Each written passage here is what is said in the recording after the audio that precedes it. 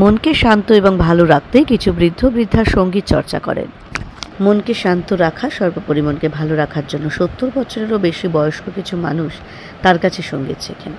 গোটা সপ্তাহ সেই বৃদ্ধ বৃদ্ধারা তার জন্য অধীর আগ্রহে অপেক্ষা করে থাকেন কবে সঙ্গীতের শিক্ষক গান শেখাতে আসবেন।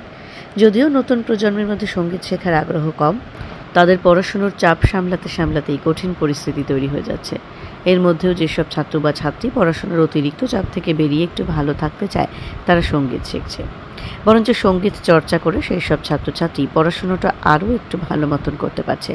শিলিগুড়ি সুকান্তপুরের বলাকা মোড় নিবাসী সঙ্গীত শিক্ষক নির্মল গাঙ্গুলি এমন সব কথাই মেলে ধরলেন খবরের ঘণ্টার কাছে। তিনি বলেন, যতগুলো ইতিবাচক ভাবনার মন তৈরির শিল্পকর্ম রয়েছে তার মধ্যে সঙ্গীত একটি। দিনে 1 ঘন্টা করে সঙ্গীতের রেয়াজ আমাদের মনে অন্য রকম এক ওষুধের কাজ করে। ছেলেমেয়েরা মানে এখন আপনার কিরকম স্টুডেন্ট? আনুমানিক 55-60। এই ছেলেমেয়েরা যে সঙ্গীত শিখছে আগে কিরকম ছিল, এখন কিরকম ঝোঁক দেখছেন? ঝোঁক কি বাড়ছে না কমছে?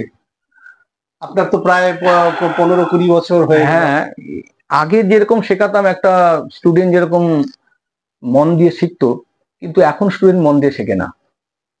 প্রচন্ড পড়াশোনার চাপ তাদের, ইংলিশ মিডিয়াম, বেঙ্গলি মিডিয়াম, তাদের প্রচুর চাপ।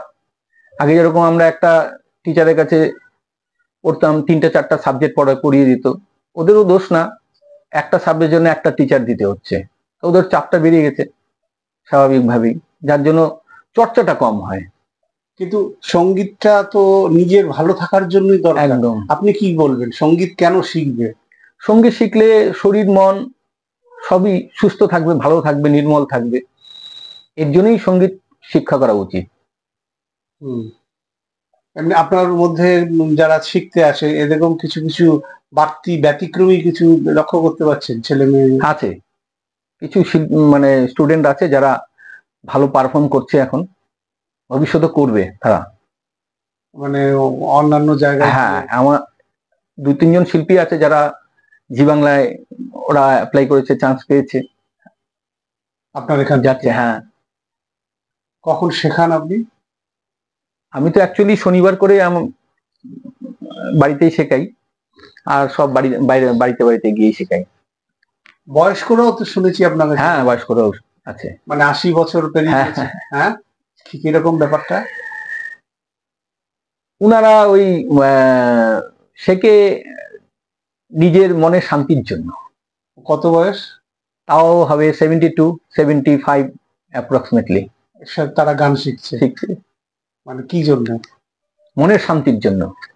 এটা ওনাদের আর কিছুই পাওয়ার নয়, জাস্ট মনের শান্তির জন্য গান শেখা, ভালো থাকার জন্য। ওরা বলে যে সারা সপ্তাহে টিচার যখন আসবে তখন আমরা মানে আকুল হয়ে থাকি যে উনি আসবে আমাদেরকে, আমরা গান করব, এটা আমাদের মনের শান্তির জন্য। তাছাড়া এই যে আপনি যেটা বললেন শুরুতে যে ছেলে মেয়েদের সিলেবাসের চাপ, পড়াশোনার চাপ, এটা ঠিক, পড়াশোনা তো করতেই হবে, কিন্তু সেই চাপকে ব্যালেন্স করার জন্য, চাপটাকে আরো মানে জয় করবার জন্য, চাপটাকে কমিয়ে আনার জন্য তো সঙ্গীতটা দরকার। সঙ্গীত করলে তার যে স্ট্রেসটা বেরোবে তো। আপনি কি বলবেন? সেই জায়গায় আমি বলবো যে আমি তো সবসময় তাদেরকে অনুপ্রাণিত করি যে তোমরা প্রত্যেক দিন অন্ততপক্ষে 1 ঘন্টা করে রেওয়াজ করো। রেওয়াজ না করলে কোনোদিন সঙ্গীত শিক্ষা করা যায় না।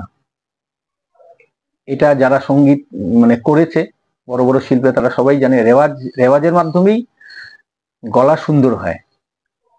তাই আমি বলবো সবসময় ওদেরকে বলি যে 1 ঘন্টা করে রেওয়াজ করো। যতই তোমার পড়াশোনা থাকুক, 24 ঘন্টা তুমি আর 24 ঘন্টা খাবে না, 24 ঘন্টা শোবে না, 24 ঘন্টা পড়াশোনা করবে না, কিন্তু ওর মধ্যে থেকে 1 ঘন্টা বের করে সঙ্গীতের জন্য ব্যয় করো।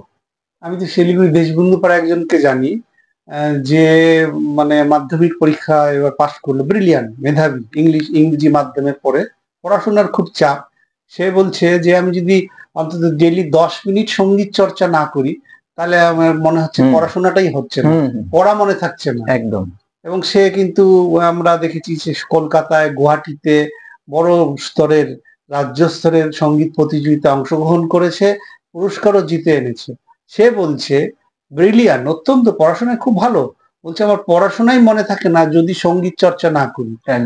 সঙ্গীত তার মানে এক ধরনের তাকে ইন্সপায়ার্ড করছে একদম, পড়াশোনার প্রতি, একদম। এক ধরনের মেডিসিন। মেডিসিন, কি বলবেন আপনি? হ্যাঁ মেডিসিন, অবশ্যই মেডিসিন। কারণ হচ্ছে কিছু কিছু শিল্পীকে আমি দেখেছি, আমার কাছে যারা শিখে বা নাই শিখে যারা, তাদেরকে আমরা বলতে, ওনারাও আমাকে বলে যে আমাদের আমরা যখন পড়াশোনা করি, পড়াশোনাটা আমাদের কাছে খুব চাপ হয়ে যাচ্ছে, মানে চাপ কমানোর জন্য আমরা কি করি, ওটার থেকে সরে একটু সঙ্গীত যদি করি তাহলে আমাদের পড়াশোনাটা আরো ভালো হয় বলছে, একটু ভালো থাকে। আরো ভালো থাকে। তারপরে যেভাবে অবসাদ বাড়ছে, মানে হ্যাঁ। আজকাল মানুষের প্রতিযোগিতা, অবসাদ যেভাবে বাড়ছে, সেখানে একটু গান বাজনা করলে একটু হালকা হয়, মনের যে মানে ভাবগুলো প্রশমিত হয়। অবশ্যই, তাই তো? এরকম অনেক স্টুডেন্ট তো আছে। আছে আছে আছে। কি বলবেন? চাপ কমানোর জন্য যারা গান শেখে, যে বললাম আপনাকে 75 বছর 80 বছরের যারা সঙ্গীত করছে, এখনো যারা গাইছে, তারাও বলছে যে আমাদের সারা সপ্তাহ আমরা, আমাদের মনের খোরাক হচ্ছে আমরা গান, আমরা গান করেই আমাদের মনের শান্তি হয়ে যায় সারা সপ্তাহে। তোমায় দেখি হলো মনে, তুমি ছিলে মনের কোণে,